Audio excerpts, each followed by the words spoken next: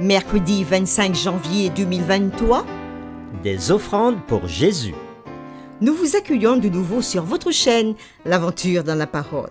Quel que soit l'endroit où vous vous trouvez, dans votre voiture, dans vos maisons, un peu partout, nous vous souhaitons du courage, de la persévérance et que la paix de Dieu soit sur vous. Nous vous invitons, comme chaque jour, à cliquer sur le pouce, à vous abonner et à laisser des commentaires. Surtout, n'oubliez pas de partager le lien avec tous vos contacts. Le texte à mémoriser de cette semaine, que nous vous invitons à dire avec nous, se trouve dans le psaume 116, versets 12 à 14. Comment rendrai-je à l'Éternel tous ses bienfaits envers moi?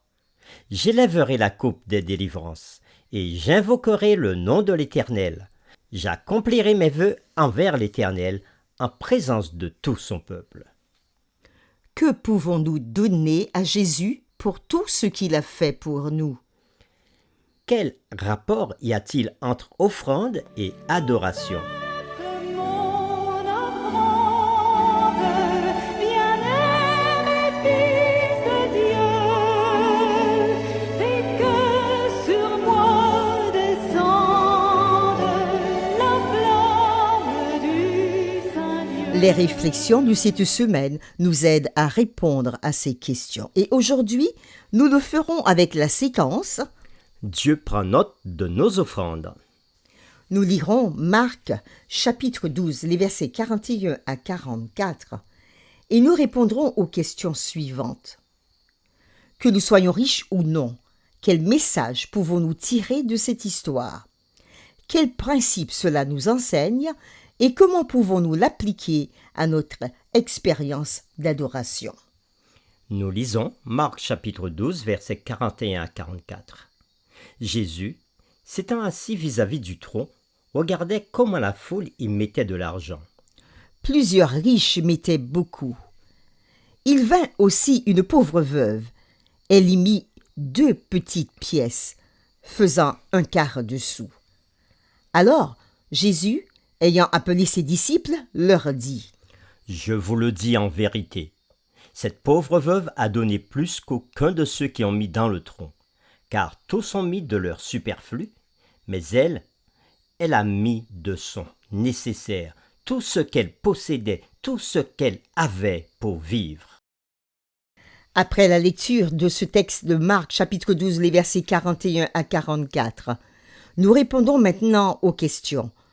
Que nous soyons riches ou pauvres, quel message pouvons-nous tirer de cette histoire?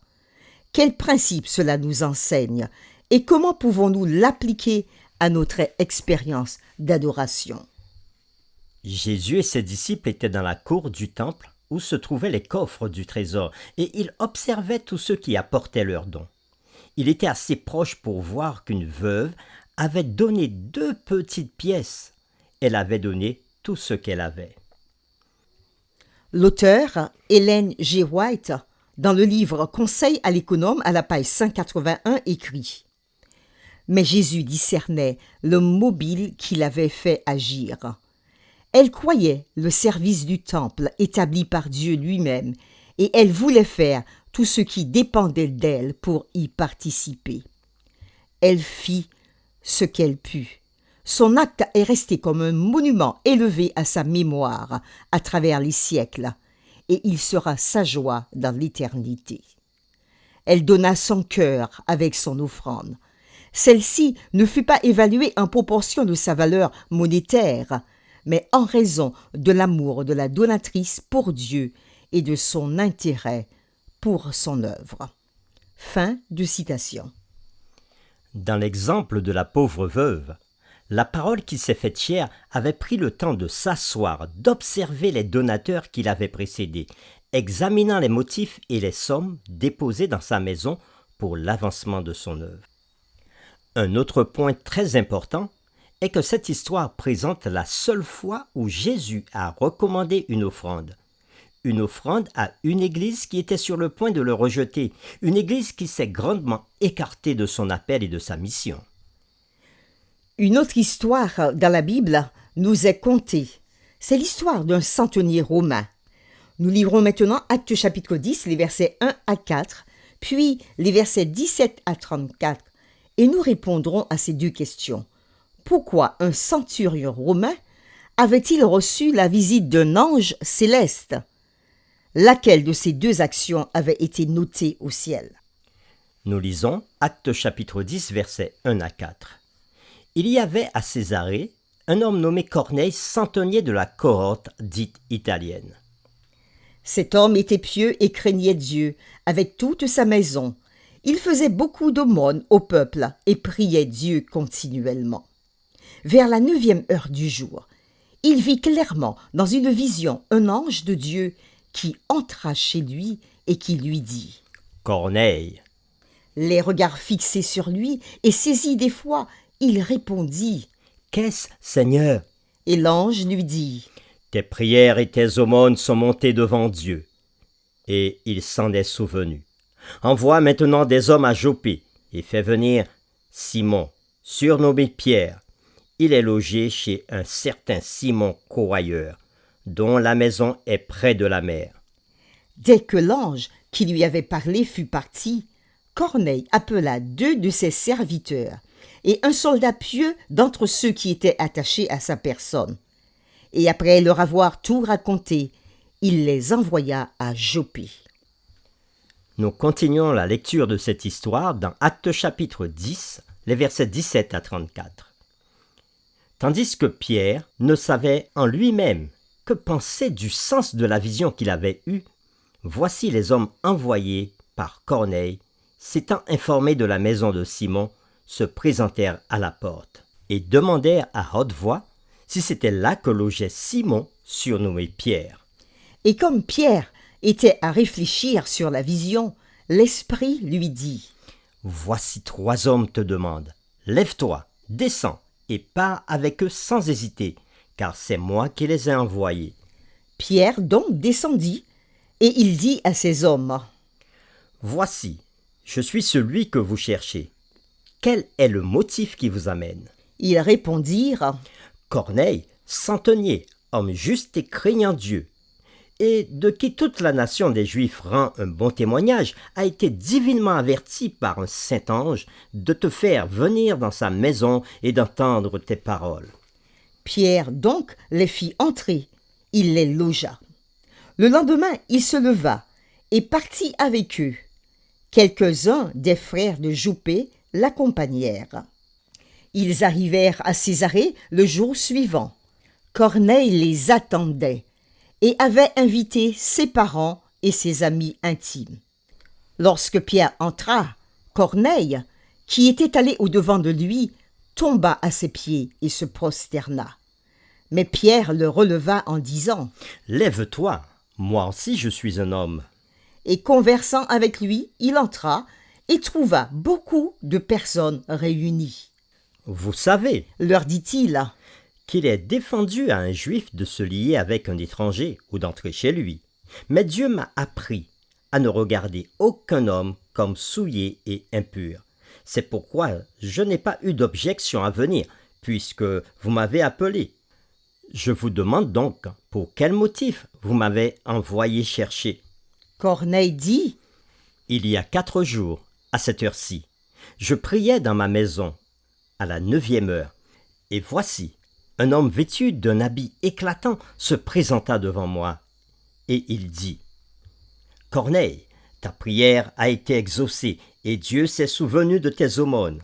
Envoie donc à Jopé, et fais venir Simon, surnommé Pierre. Il est logé dans la maison de Simon Corailleur près de la mer. Aussitôt, j'ai envoyé vers toi, et tu as bien fait de venir.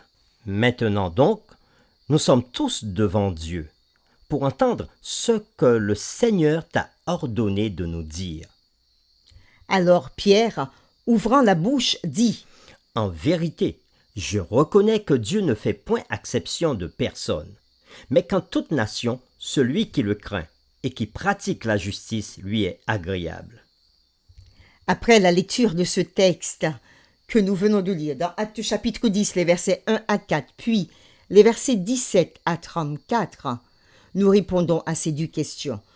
Pourquoi un centenier romain avait-il reçu la visite d'un ange céleste?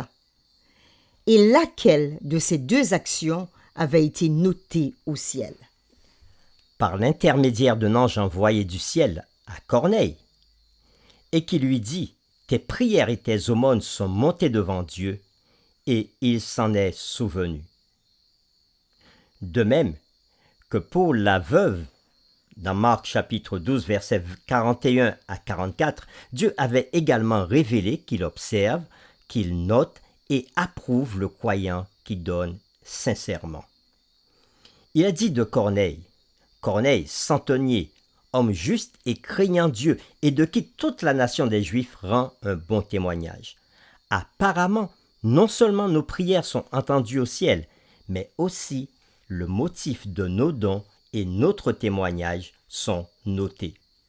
Le passage note que Corneille était un généreux donateur. Jésus avait enseigné dans un de ses messages cette parole. « Car là où est ton trésor, là aussi sera ton cœur. » Matthieu chapitre 6, le verset 21. Le cœur de Corneille suivait ses dons et suivait son témoignage aussi. Il était prêt à apprendre davantage sur Jésus. Corneille était un homme de prière, faisant des aumônes. La prière et l'aumône sont étroitement liées et démontrent notre amour pour Dieu et pour nos semblables. Rappelons-nous les deux grands principes de la loi de Dieu dits par Jésus dans Luc chapitre 10, le verset 27. Le premier principe est que tu aimeras le Seigneur ton Dieu de tout ton cœur, de toute ton âme et de toute ta force et de toute ta pensée. Et le second principe, tu aimeras ton prochain comme toi-même. Le premier principe se révèle dans la prière, le témoignage, et le second dans l'aumône, dans les offrandes. Pour terminer, réfléchissons à cette question.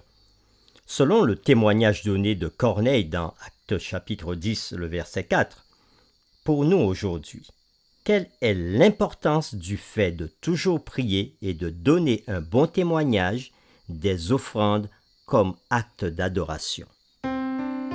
Nous vous invitons à prier avec nous. Seigneur, nous te louons et glorifions ton nom pour tes bienfaits envers nous.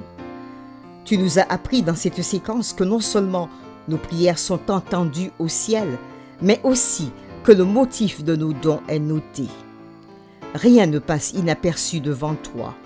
Et au travers de tout ce que tu vois les profondeurs de notre être, nos motivations, nos prises de décision et nos prises de position. Tu nous demandes de nous présenter dans ta maison avec nos dîmes et nos offrandes. Pour nos offrandes, c'est nous qui décidons ce que nous donnons.